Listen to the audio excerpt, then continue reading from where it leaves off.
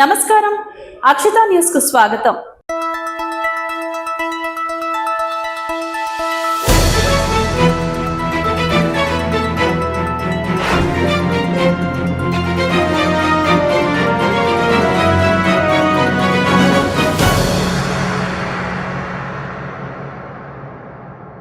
ఒకరి నిర్లక్ష్యం వల్ల ఎంతటి ప్రమాదం జరిగిందో చూడండి. కేరళలో ఓ యువతి వాహనాల రాకపోకలను గమనించకుండా తన స్కూటీపై రోడ్డు దాటేందుకు ప్రయత్నించింది.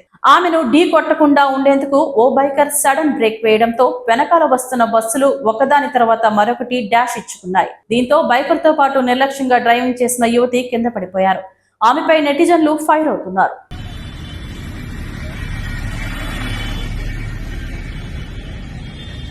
വൈറ്റിലെ ജംഗ്ഷനിലേക്ക് തിരിയുന്ന സ്ഥലത്താണ്.